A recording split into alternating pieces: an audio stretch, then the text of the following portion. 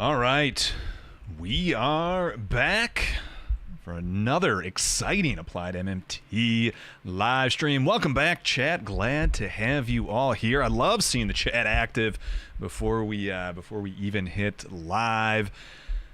It's going to be a good one tonight. It's the gift that keeps on giving.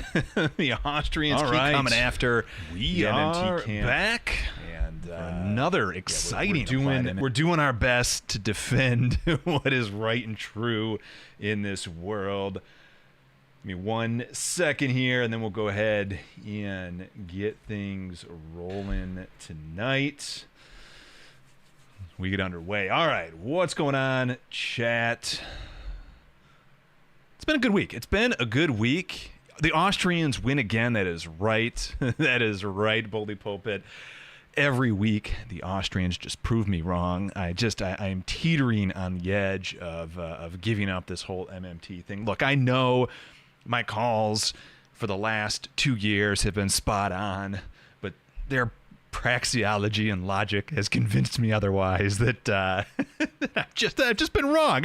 I know my predictions are great, but it's just pure. It's pure luck. It has nothing to do with the fact that the MMT framework actually has any predictive power to it. Yeah, it's just pure luck. So yeah, we're going to talk tonight about the Mises. I think it's Mises Media, the Human Action podcast that Bob Murphy did with a guy by the name of Jonathan Newman. I hadn't heard of him before. I watched it. I listened to it, so you didn't have to, sort of thing. Went ahead and went through that. So we'll go through that. I know the other big thing too is a lot of you are wondering where markets are at. So we'll give a brief look at where markets are headed here. And certainly we've had a nice little rebound over the last 10 or so trading days. So we'll take a look at that, and then we'll get into to the nitty gritty.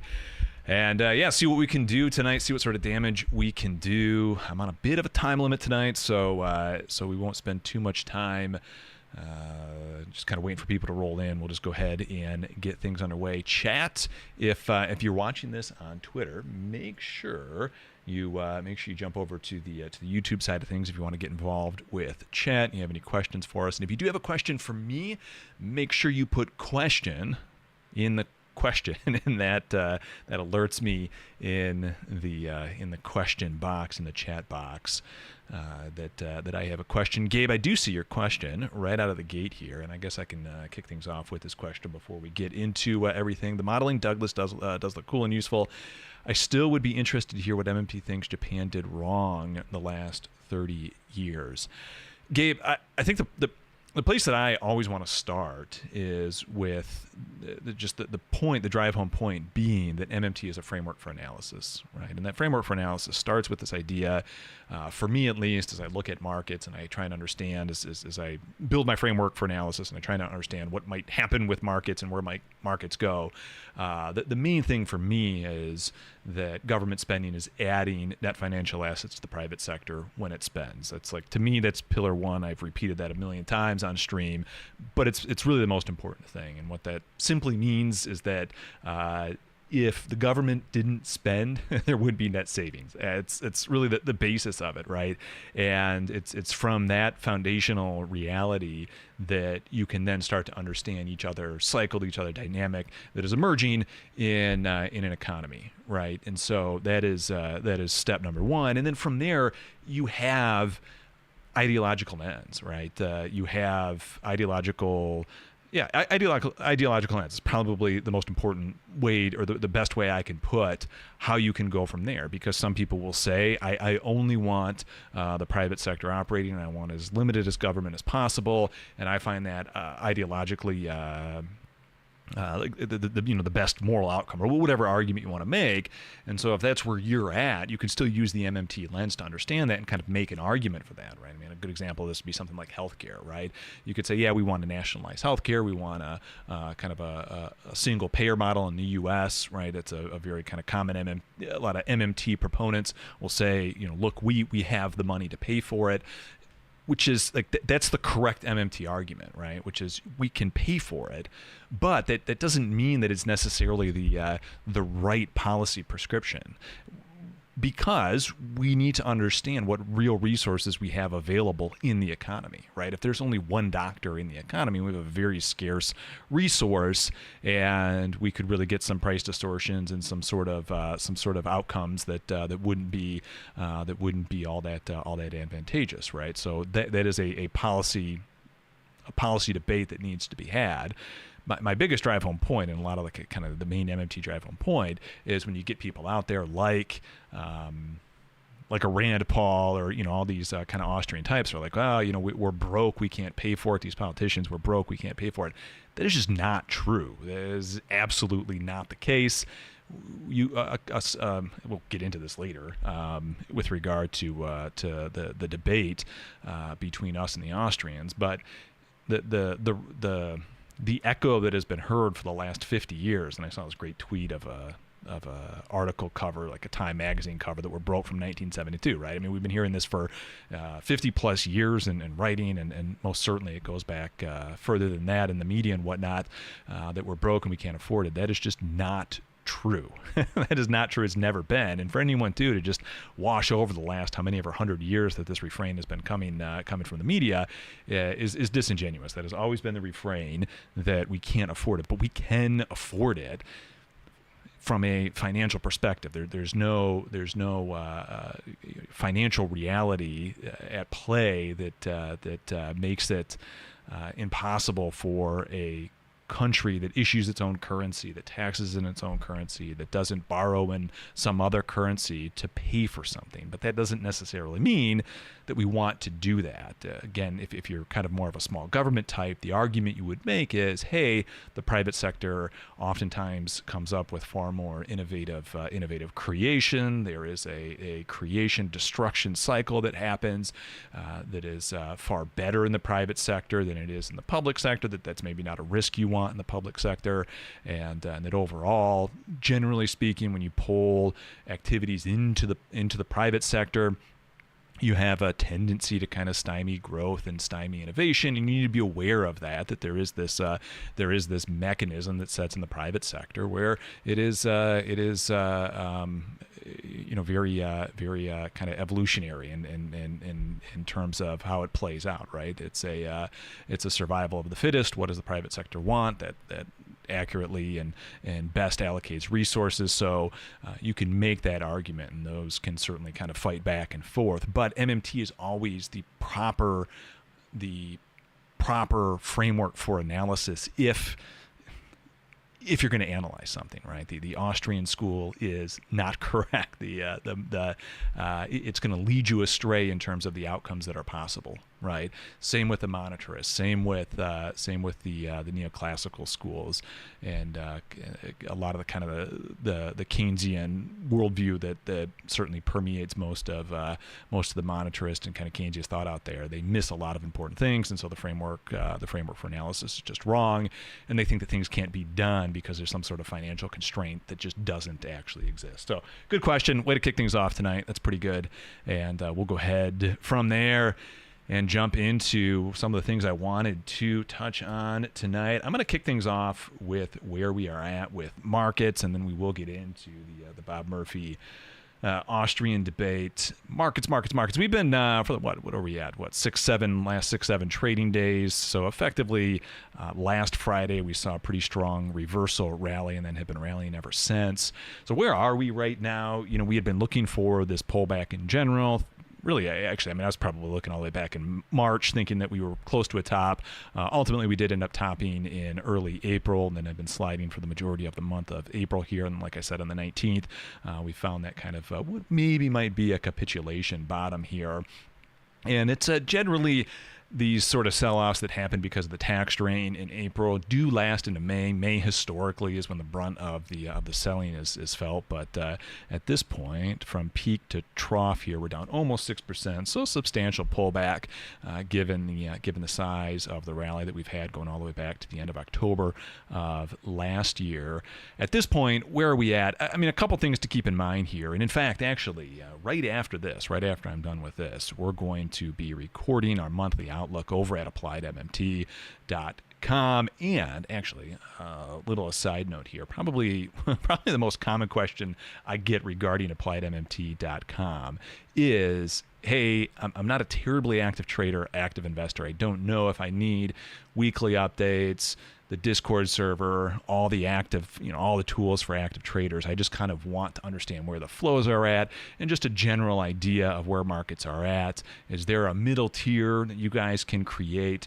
Something like that, and we are in fact building out that exact thing right now, and that will be live. That middle tier, that lower tier, will be live very, very soon in the next coming days. So if you're not over at AppliedMMT.com, if you head on over to AppliedMMT.com, give us your email address, you'll get an email message when that goes live, and that will be live soon. The other thing too is that'll get you on the mailing list for all the articles that we write that are free, and a handful of other free updates that we put out in our podcast that is free. So even if you're not interested in ever signing up, there's some free stuff over there. But if you are interested in kind of that lower tier and just looking maybe more for kind of just a month to month, where are we at? When might 2000 hit again? When might 2008 hit again? When might 2022 hit again? Right? Maybe not someone who's looking to make a ton of trades every month. Whatever you're just looking for, just give me the general gist of the macro economy. That tier is coming out, and the whole point of bringing that up is that we are recording that update that will come out with that tier tonight. We'll get that edited, and that will go ahead and be available on the site. But back to where we are at, heading over to actually the tools that are available on AppliedMMT and the daily treasury statement. One of the things that you'll kind of want to keep in mind here and where we're at is it's usually the big drain, and you can see that we've been having just a massive drain here in April, going all the way back from leading up really to tax day, but then of course tax day on April 15th, a massive $160 billion net drain on that day, and that includes other non-tax deposits as well, but the majority of that, 95% of that, is the tax. You can see that we've been in just massive drain, and usually this massive drain is the cause of the sell-off that you usually see in May, right? Sell in May, or go away, sell in May, whatever the little summer saying is for the May sell-off, but usually the brunt of that is felt in May. Of course, we started to get the most of it, the majority of it now,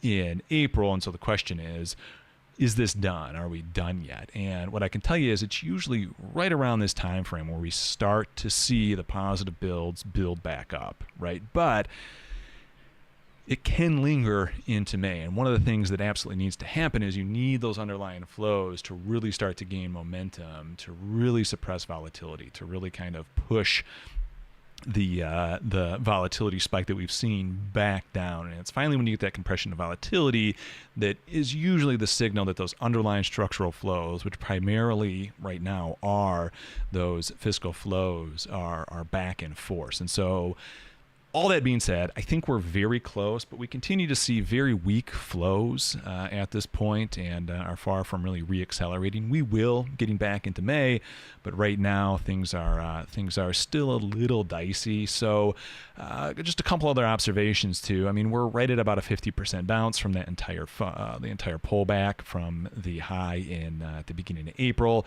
So I'm not entirely convinced that the worst of it is behind us, and in fact, this is usually right about where, if we were to get another leg lower, that you'd suspect that second leg to start, and so there's certainly the potential for that. If you go back a couple updates to during one of the streams, I showed off Deep MMT, and Deep MMT I think had us doing something like this for the remainder of May before we finally took off in June. I think something like that could absolutely play out. We could still have kind of a bit of a choppy May before we really return to a market more akin to what we saw again from November into the end of March. But I do think we will return to that market by the end of the year, that we're going to go ahead and chop around for a while. Worst case scenario, maybe we make one lower low, but ultimately we end up pushing higher by the time we make it to the end of May, with the distinct possibility that the worst of it is behind us and the low is in, and ultimately we surge higher again, just due to those dynamics that are at play. Some of the things you'll want to keep on your radar and certainly aware of for the remainder of this week is what's going to be happening on Wednesday. This will certainly set the tone. We are going to have that FOMC press conference where the rate decision is made.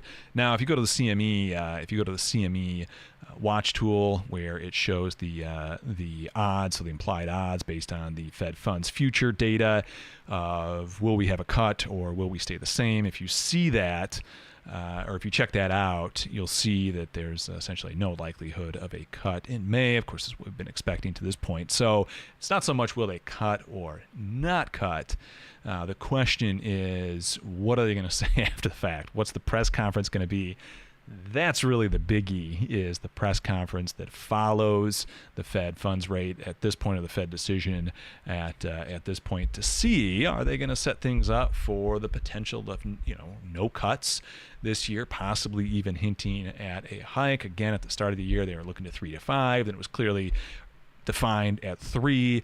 Now it's maybe 1 or 2, maybe just 1. Are they going to go from 1 to don't expect cuts this year? If that's the move, that's what the market needs to interpret. And in fact, I think really on that Friday where we got the big reversal, I believe that coincided with the GDP print that came out much lower than expected. Speaking of which, on that GDP print, if you haven't seen it, I put out a video on that GDP print, kind of how I understood it. But I really think that we're still in the case, and I make this case in that GDP plummets video, that I think the market understood that GDP print to actually be better than the headline number was, because markets sold immediately after that GDP print, which to me was really on the back of their expectation that the Fed is probably not going to cut at all now. And they're starting, I think, to price that in. And so if the Fed comes out and says, we're definitely not going to cut, we might actually hike, I could see that actually spurring the next leg lower in a market sell-off. The market at this point wants cuts. Now, I'm generally not one to say that the market can act irrational for an extended period of time. Generally speaking, the flows are what's going to be pushing the market higher.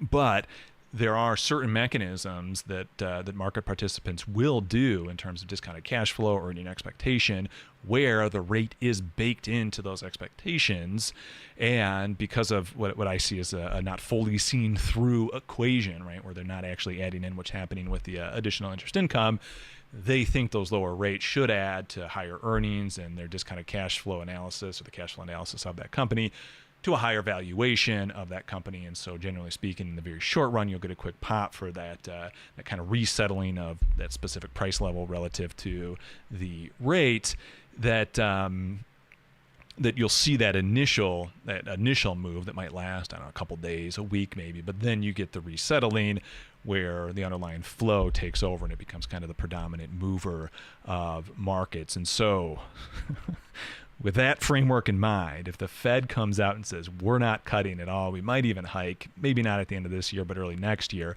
then I think what will play out is you'll see the market sell off, because they're now adjusting to the new reality, which is higher rates. I think it's likely. Maybe they won't come out at this conference and say, yep, higher rates, but I could easily see them come out at this conference and say, I don't think we're going to cut at all this year.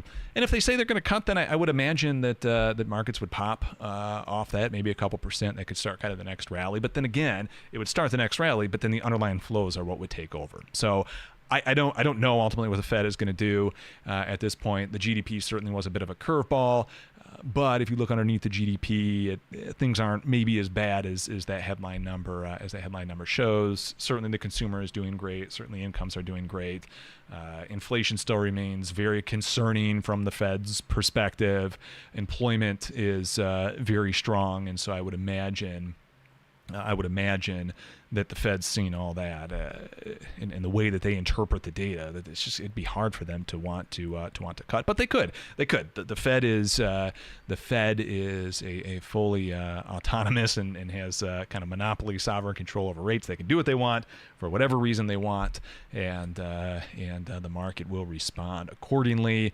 But no matter what, that will be, to me, a likely inflection point to the next move of the market, and then from there we can assess in terms of what to expect going forward. So that's kind of my assessment in the short run. Again, we'll have that market update, the market outlook video posted tonight, which will be part of the new lower tier package, if that's something that you're interested in. And then again, head on over to AppliedMMT.com, drop your email there, get on the email list. We'll let you know when that goes live. All right, I think it's time. Let's get into the discussion, into the Austrian discussion, the gift that keeps on giving. They seem very infatuated, and a lot of people have brought up and mentioned, why do you even kind of waste your breath, spend time? It's a fun debate to me. I also think too, with regard to kind of debates, just any debate in general, there's kind of an iron sharpens iron sort of effect that occurs. It's helpful, and it was always helpful to me to listen to debates to really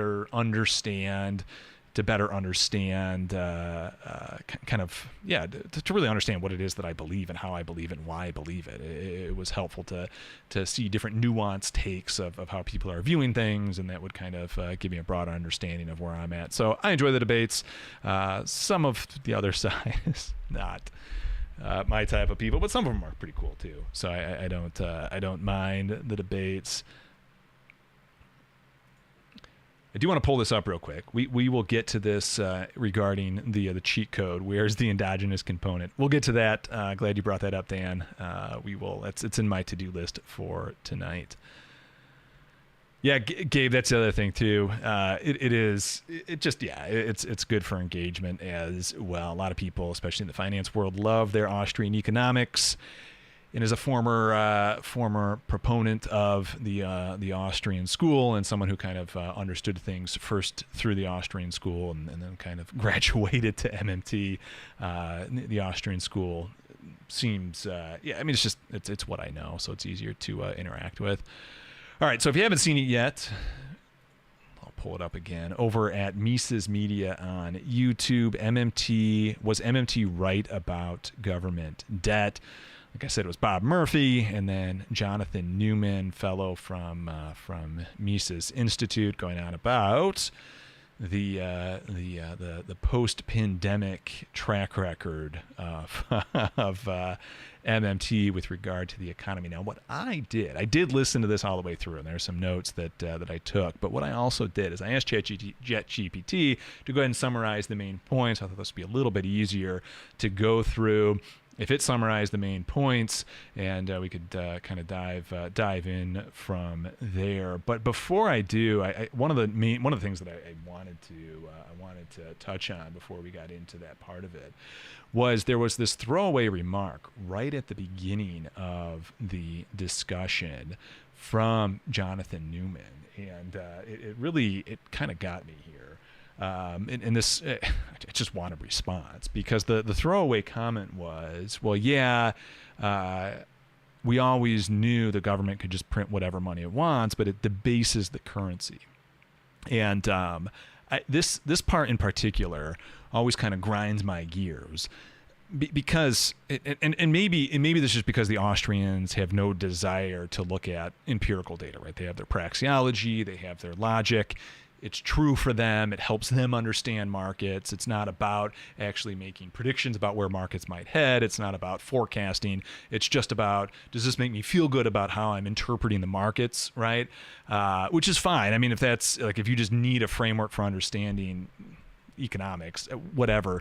But from my perspective, at least what I wanted certainly out of Austrian economics when I was an Austrian, and certainly as I've understood MMT and kind of created this framework for analysis approach of MMT and this applied MMT approach, for me, I want to know what's actually going to happen, right? So when someone says printing debases the currency, if the only claim is that printing the money makes more of the money than, and that is debasing it, then that's fine. Fair enough. Printing money debases the currency. But if your point is that printing the money, or printing money at all, or government printing money, has some sort of inherently negative effect on the overall economy, that is relative to not printing.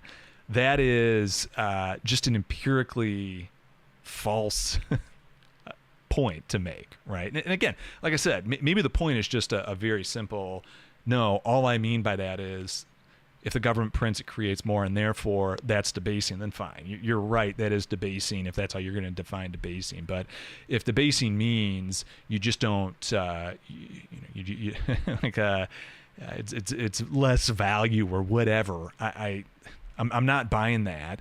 And I made this point before, but the U.S. post Great Financial Crisis to today has outspent everybody by far out of like kind of the major advanced economy. And I brought this point up a while ago, and someone's like, well, no, these other countries like Europe and whatnot have much larger social states than the U.S. does, but the U.S. has still outprinted them. And I don't even have to make this point. Robin Brooks, not an MMT advocate, tweeted out, no other advanced economy runs budget deficits as big as the U.S., and no other advanced economy finances its current deficit as aggressively with short-term issuance as the U.S. The fiscal train is running completely out of control. The U.S. has outprinted everyone over the last 15 years, post-Great Financial Crisis. We have spent more than everyone, than Europe, than Japan, than the UK. We are outspending everyone. The U.S. is the strongest economy in the world right now, by far. No matter how you want to cook it, we're the strongest economy. We have the best growth. We're the only ones that never even teetered near recession. I think Japan was in a recession shortly. I think the Eurozone got very close. I think Germany got very close. The UK was in shambles. I don't know how close Canada got or not, but the U.S. is not debasing its currency. The dollar from 2008 to today, the dollar index is up 40%. Now, can you print your economy, or can you print your currency into oblivion? Yes, there are ways to print your currency into oblivion. We'll go over those. I'm not saying it's not possible. I'm not saying the U.S. couldn't pull it off, right? I'm not even saying that's not necessarily something that could be in our future, right? If politicians like Rand Paul and the rest of them were to ever get a hold of the Fed and of the Treasury, certainly we could find ourselves in that position. But those are political decisions, and that's the whole point that MMT has been trying to make. It's a political decision. It's a policy choice. If you want to do that or not, you can do it. Go point to any country that has done it and debase their currency, and I'll show you a country that is what we're ultimately getting into, lose its sovereignty, to abdicate its sovereignty, sovereign control over its currency. So here's the thing. I am not necessarily advocating, nor does MMT advocate for printing. That's not what MMT is advocating for, right? All MMT is saying is that we have no financial constraints. And I'm also going to say that printing doesn't necessarily lead to poorer growth. We have more printing and better growth than any other advanced economy in the world right now, and have had for the last 15 years. Those are facts. Now, again, you can ignore the empirics. If all your game plan is to build up this praxeological framework, this praxeological kind of logical rhetoric-based framework for analysis so you can understand economics in that framework, fine.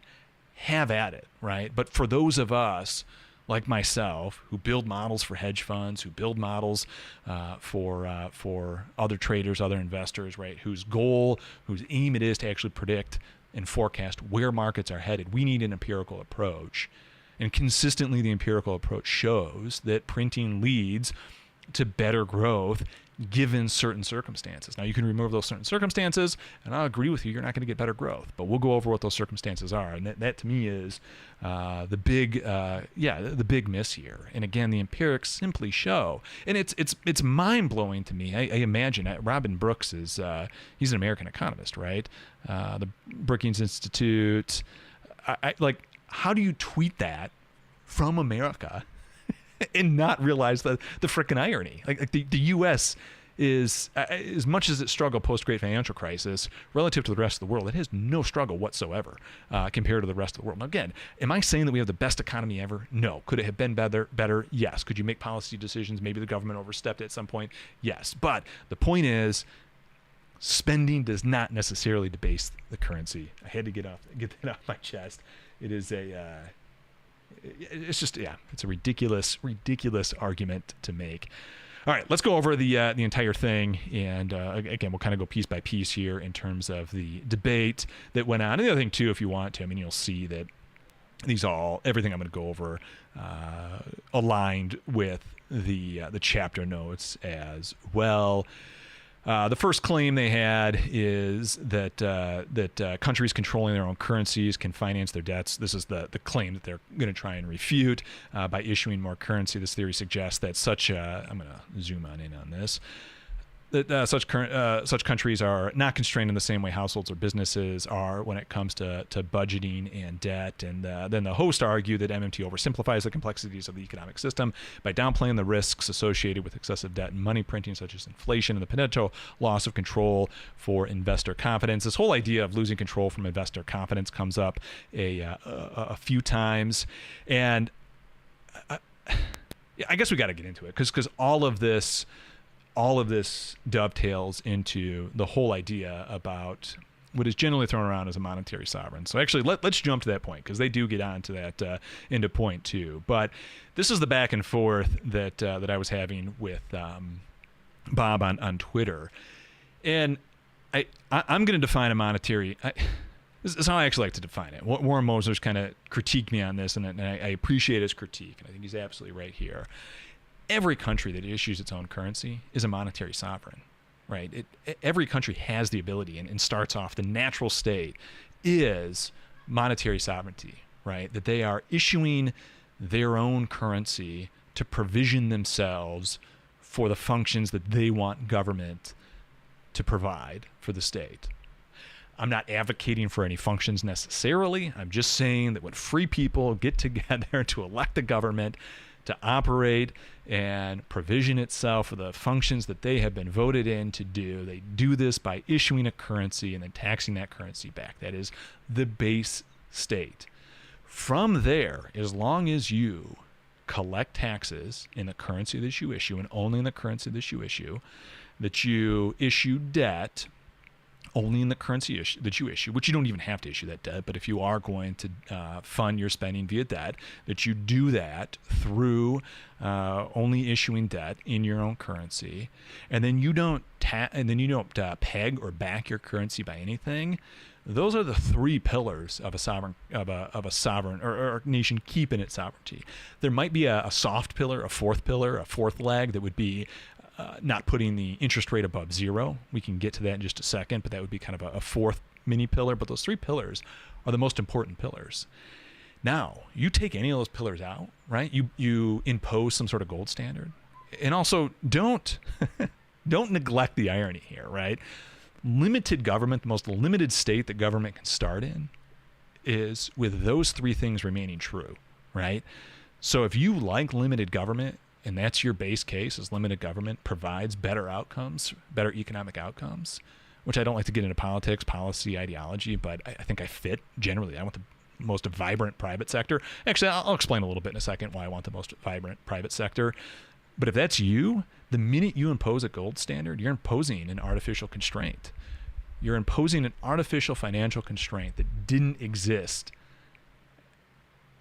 at the base state of government. So to me, you cannot be an Austrian. You cannot be an Austrian and say, I want minimal government and a gold standard. Those two things are antithetical to one another. They are opposite. It is the first step into into financial controls or capital controls. I mean, it's effectively all a gold standard is. It's a capital control, right? Same thing with pegging your dollar. Same thing with your currency. Same thing with backing your currency. Same thing with receiving a currency in tax that's not your own. Now, the counter to that is going to be, well, how are you going to, if you don't do that, how are you going to do imports and exports? And that is a fair question to ask, and that is a decision that has to be made, right? And some countries decide that they're going to peg their currency or issue debt in another currency to hopefully support their import-export business. But again, this is now big government coming in, artificially creating some sort of financial control to get an outcome that would not have naturally taken place had the government just stayed out of it, right? And you can do that. And again, you're still a monetarily sovereign country in terms of your currency and issuing capacity. Even if you choose to do that, you're just abdicating that power over to another entity. And that's that's the choice of the government that they can make, right? And if they do that, then the framework for analysis says, okay, you now have constraints that you didn't have before. You now, if you issue debt, let's say you're Venezuela, let's say you're Argentina, you issue debt in a currency that's not your own, you now have a constraint. You have to go find that currency. You have to get that currency some way, right? And you no longer have the ability to just create that currency. And so you have to go find that currency. And if you can't find it via taxation, via the goods and services being exported out to that country that you're issuing, like the U.S., so you can get back the financial assets in dollars, then you're going to issue. I mean, the outcome usually is you're going to issue more debt to get that currency, and you're going to effectively spend your money to pay off that debt, and that will debase and devalue your currency. 100% agree there. That is debasing and devaluing. I mean, I would 100% agree, right? But notice that it was step one, remove limited government and have government interfere with markets. And the outcome of that is a debasing. And I agree. We're in agreement there. And that is completely consistent from the MMT perspective, and the outcomes are exactly as you would expect. So, I've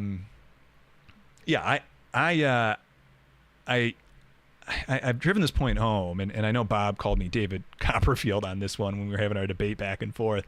But I wholeheartedly, this is a very honest argument here that, given the natural state, the most limited existence, that any sort of meddling in markets is a step away from limited government, right? And the base case is what I just laid out of monetary sovereignty. So to bring it back, then, to bring it all the way back, every country that is elected or even just imposed, right? I mean, whatever your economic system is, that's going to tax a citizenry and then provision itself to provide some sort of services for that citizenry. The base case is that they issue that currency and tax it back, and that's it, right? That's the base case. Anything else is an artificial constraint. So when we get into their critique now, that what MMT is saying is giving misleading assurances, we're not giving any assurances. We're telling you exactly what's going to happen, right? I mean, everything we said is, you raise interest rates, that's going to be a hell of a lot of interest income that's going to hit the private sector. That's going to absolutely boost growth. That's not going to be contractionary. If anything, it might be inflationary. We might get sticky inflation out of here, right? Where are we at? I mean, it's exactly where we're at. We're doing exactly what Argentina has done. We're doing exactly what Venezuela has done. We're doing exactly what Turkey has done by raising interest rates, right? Well, where does that get you? That gets you more interest income into the private sector. Now, we haven't done anything stupid yet by borrowing our currency or by borrowing out of currency that's not our own and then using our own currency to pay off that debt to continue the spiral. That would absolutely get us runaway inflation. But look at what's playing out. It's exactly as you would expect under an MMT framework, right? And so you can't say that when a government does something that is going to lead to inflation, that we just explained would lead to inflation, that somehow MMT doesn't get that. That is to me absolutely disingenuous, but whatever. That's what they did. That would be my first critique. So the next point is that the sovereignty point, and again, I can't drive home enough. Every country, it's not a privilege. They use this terminology that it's a privilege, and that the U.S. has this massively liquid treasury market, and so they can keep rates at zero, and they can always issue more debt. Any nation can always issue more debt in its own currency. Again, that any nation, it doesn't matter how big or how small. Now, granted, a small nation might not have the plethora of resources, the richness of resources that a nation like the U.S. would have, or that Europe would have, or that any other large landmass nation would have. But what they will never have, unless they impose it on themselves, they will never have a financial constraint. They can always pay off their debt when it comes due. That is, I'm sorry, I need to take a deep breath here. That is, that it has nothing, and they can do it without. Okay, I'm sorry. They can do it without ever raising their interest rates to accomplish that. They don't have to raise their interest rates. The interest rate would always naturally be zero. The interest rate is just it really serves no purpose whatsoever in terms of any kind of financial end for the ability to a government to do what it needs to do to provision itself, right? So it always has the capacity to keep its interest rate at zero. It doesn't matter how liquid or illiquid its treasury market is. When it spends, it's adding reserves. If it needs to do that by to take a step back, the U.S., the reason the U.S. issues bonds to fund spending, we can only fund spending in the U.S. via taxes, directly via taxes, or via issuing bonds, right? So we pay out of the TGA, and we can only do that by taxes or by issuing bonds, right? Now, if you run through the accounting of all of this, you get yourself into a very big pickle here, and that big pickle is where do the reserves ever come from in the first place, right?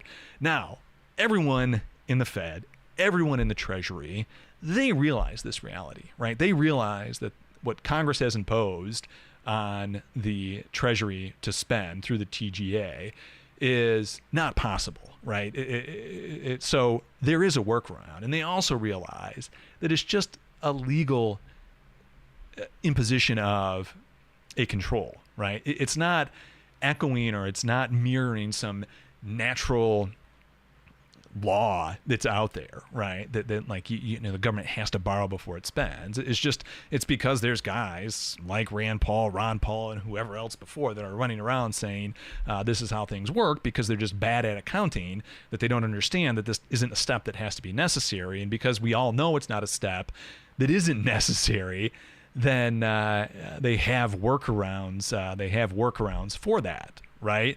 And so the workaround is the repo market, right? Assuming there would be no. I mean, we're in an ample reserve. We're in an ample reserve situation right now. So there's no need for the repo market to really facilitate this. The government to get these reserves, but we don't have to fund spending. We could just directly fund spending, right? We could just debit the accounts, spend on what we need, and that would be that. But since we have this system where we need to issue debt to fund the TGA to then spend, we do have a workaround where we work with dealers to go ahead and purchase these treasuries. They enter the repo market. The Fed temporarily gives them reserves to purchase the treasuries to then fund the treasury or the TGA. So we have a workaround this reality. Point being is, all of that legal framework is unnecessary. It's a vestigial of some really bad thinking, 100 years ago or whatever, 200 years ago, can be done away with, and any nation doesn't have to go through that step, right? So again, these are imposed constraints. And I agree, if you impose constraints on the government, financial constraints on the government, you're going to find yourself in some really bad spots, some really advantageous spots, if you go that way, right? But you don't have to. It's big government getting in the way of the private sector doing its thing, right? So, or not necessarily the private sector doing its thing, but it's big government getting in the way, imposing financial constraints that are not accurate. So every government starts out without these constraints. They're imposed on top of that. And there would never be an instance where any country would have runaway rates where they would lose investor confidence, because when they spend, the reserves are always there to fund the debt. And the way we say this in the finance world is that the debt is pre-funded, right? That's the language that we use. We understand this. The debt is pre-funded when they spend, and so the reserves are always there to absorb the treasuries. And again, even if they weren't, for some reason, if they weren't, there's still no need to issue the treasuries. That is solely an artificial, made-up government constraint that gets imposed on the marketplace as opposed to the other way around. Now, we have this big cottage industry in the U.S. that just loves these bonds, needs these bonds. They're part of the institutional structure with regards to like 401k and pension funds and all that sort of stuff. And so we got to keep this thing going. Fine. But it's there as a vestigial. It's there as kind of an archaic. It's kind of like the Weasley home in Harry Potter. I love this analogy. If you've ever seen Harry Potter, the Weasley home, it's just this quilt patchwork of more homes on top of the new one, kind of held together by magic. That's really what this system is. In reality, you don't need a lot of it, but it's there, and it's hard to pull any piece out because it does effectively create this really important industry that would need to get figured out. So you can't just pull it all apart all at once. But it's still a government a government policy, not kind of a necessary piece of operations. All right. Next up, they talked about inflation concerns, transitory versus persistent inflation. Were we in transitory? Was the inflation wave that we saw ultimately transitory, or was it not? And absolutely, it was transitory. I don't. We had a massive supply chain shock.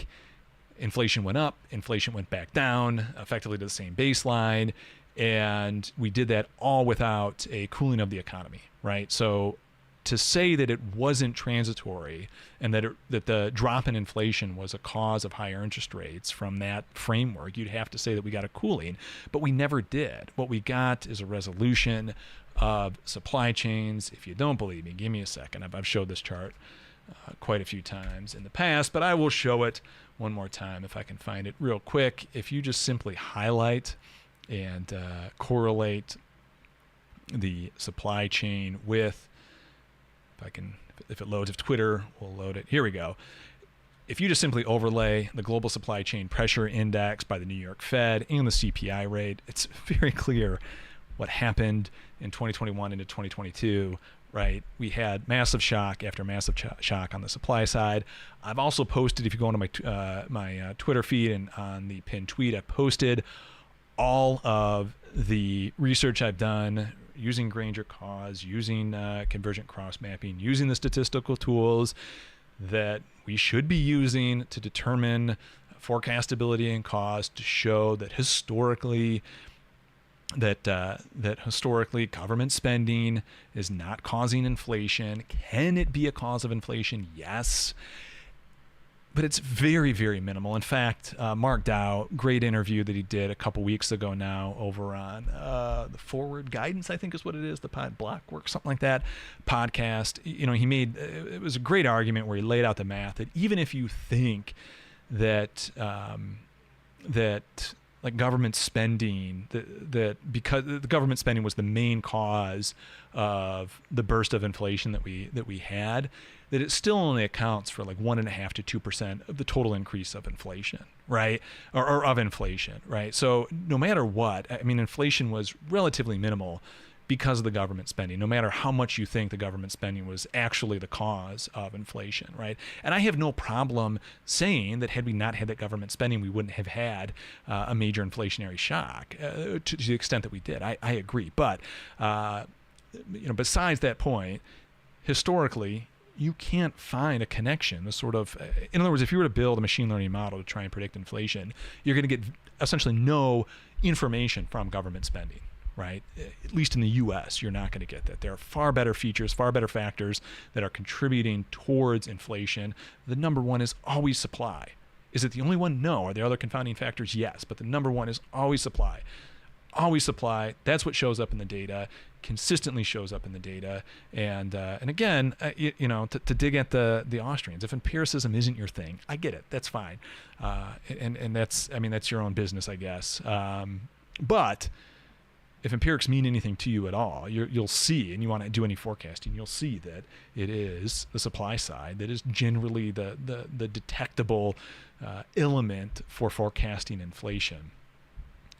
So that's the part on inflation, and it was transitory, and now we're playing out. And to the certain extent, I was not ahead of the curve on wave 2 of inflation in terms of what we saw in 2022, in part because I didn't see the Russian invasion of Ukraine coming. I didn't see the pop to 120 or whatever, 150 a barrel oil, right? I mean, it was event after event after event that caused the supply side constraints that we saw, and that popped inflation. So, and now the inflation that we're getting is really driven by this whole idea that I laid out well over a year ago, that higher rates were going to lead to this growth boom that we had, and it's going to support the higher price structure. It's going to supply the necessary funds to support that higher price structure, and we'd see this incremental increase of inflation converge on the policy rate. That's exactly what we're seeing. That's what we've said from day one.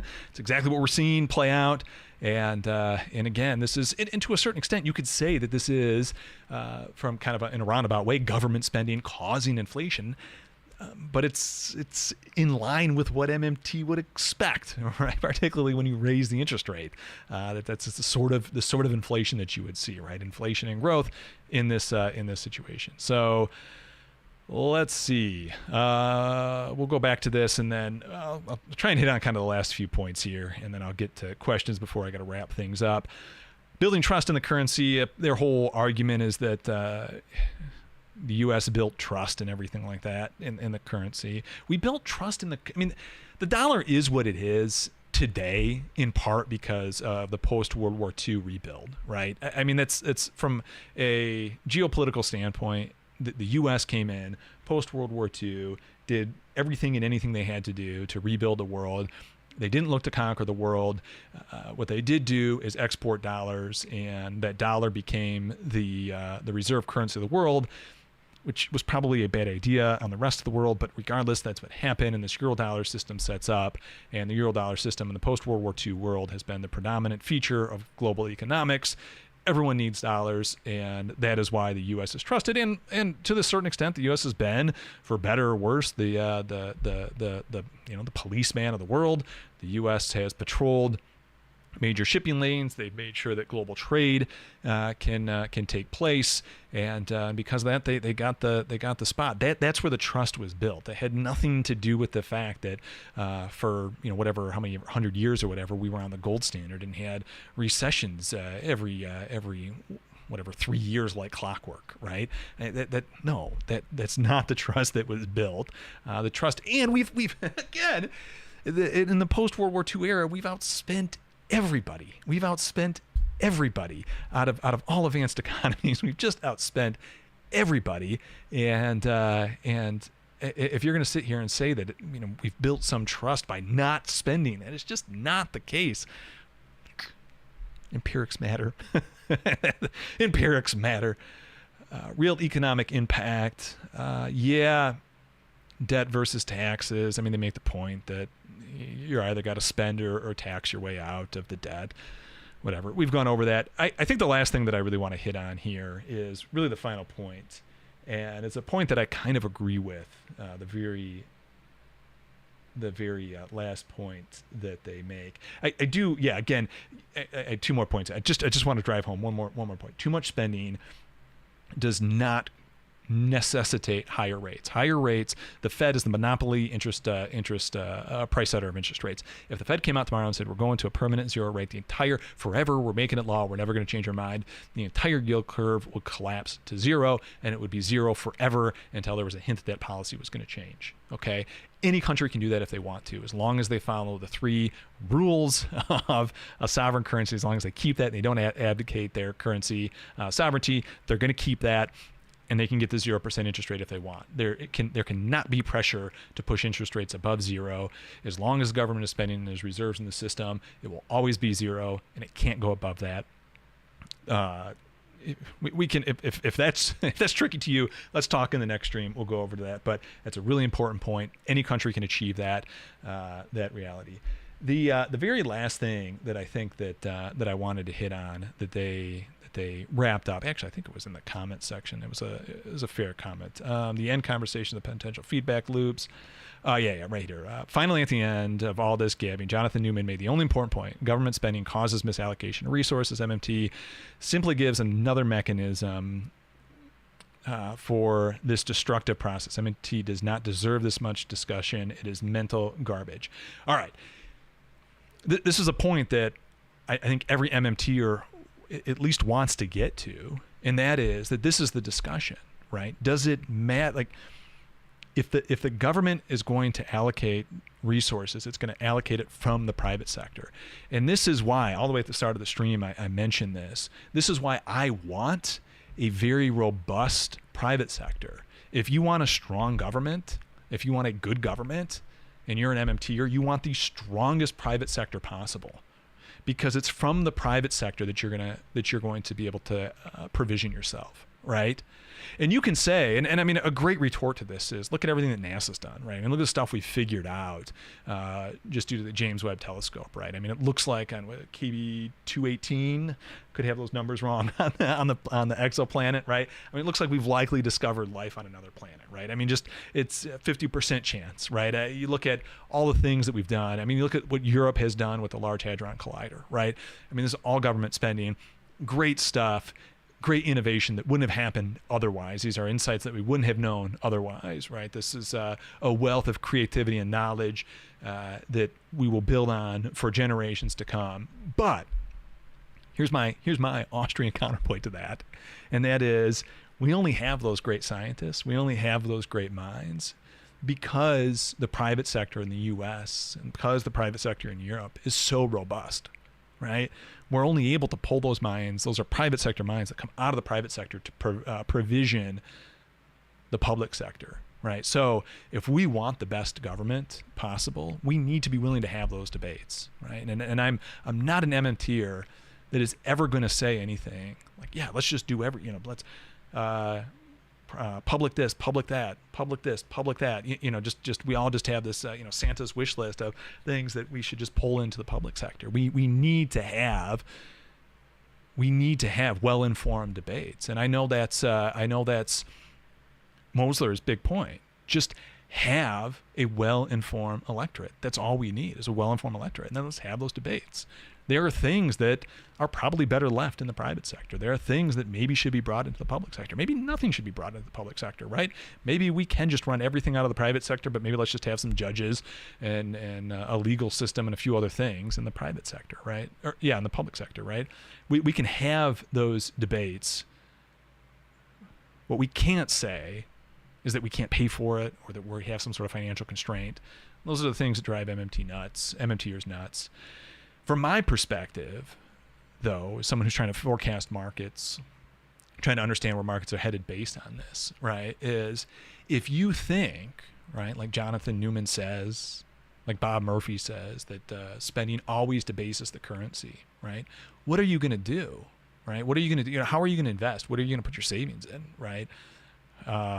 What sort of opportunities you're going to take and not take from an investment standpoint, right? If you think that interest rates are going to run away because the government is spending, right? Well, maybe you're going to short bonds in 2009 because there's no way that the Fed can, start printing, right?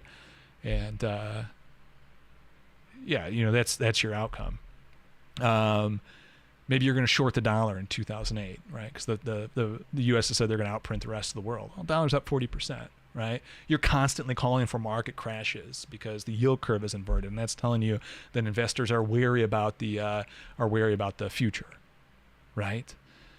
Well, you're wrong. You're wrong because you have your entire framework backwards, and you keep getting these things wrong. For me, that's why MMT matters, right? I need to tell the investors, sign up for my clients that are using my models, that are using this research, what the forecast is actually going to be going forward, and it needs to be accurate. Whereas, I guess I don't know. I don't know what the ultimate aim is of the Austrian school. If it's trying to build something to use to accurately understand and accurately forecast, but you can't under that framework, and that's ultimately why I was a former Austrian trying to build up macro models and left. All right, we'll go to Q&A real quick. I saw a couple questions come in. I see my mail and AppliedMMT potentially with a question. So go ahead and type that out. Chat. If you do have any questions, just redo them right now. I'll be able to do questions for about 5 minutes, and then I've got to roll. Let's see. I thought I saw Django. You must have deleted your question. Probably really dumb, but what's the difference between inflation growth and GDP growth? Well, inflation is like the basket of goods that the Bureau who puts on the Bureau of the BEA? I don't even know what Bureau puts out off the top of my head. It's late. Anyway, the CPI is the basket of goods that they track, eggs and whatever, car. The BLS. Thank you. Bureau of Labor and Statistics. Thank you very much. So the BLS puts out, they measure this basket of goods, like, a pound of meat, some eggs, sometimes they have various versions of this, like core inflation that doesn't have oil and energy, whatever. So they got this basket of goods, and then how much does that basket cost over time, right? And they have this index. It's like, 350 right now, and 10 years ago it was like 290, right? So this index steps up slowly but surely, and that's what, generally speaking, people refer to as inflation when they're referencing inflation. GDP is essentially how many goods and services are transacted over any given time period. What's the measurement of every transaction that takes place? So that would be the growth. So when you say you grow, there's more economic activity happening when you say you grow than there was the prior quarter, prior year, however it is that you would that you'd want to calculate that change for GDP. Django, what does the yield curve actually tell us? I want to know what the zombies think it tells us. So what the yield curve actually tells us is across the yield curve is really just where investors think the yield is going to be at that moment in time, right? So if the 30-year is at 5.5%, then the projection is effectively from the market that market participants are saying that the Fed 30 years out will have the interest rate at 5.5%, right? So I mean, it's nonsensical the further you go out the yield curve, right? So I mean, it's really the Treasury or market participants guessing where things might be at into the future, right? So that's what they're guessing. So when it gets inverted, the concern is that that there will be less growth early on. Like it's a signal to the market that growth is going to be slowing immediately, and the Fed is going to have to drop the short end. So, well, actually, the video I did, the first kind of debunk video I did of Bob Murphy, if you go to videos, I think it was a video, right? Yeah. If you go to videos on my channel, you scroll down, and why MMT was right on yield curve inversion. If you watch that video, I explain kind of the whole thought process there. All right, I got just a second or two for one or two more questions.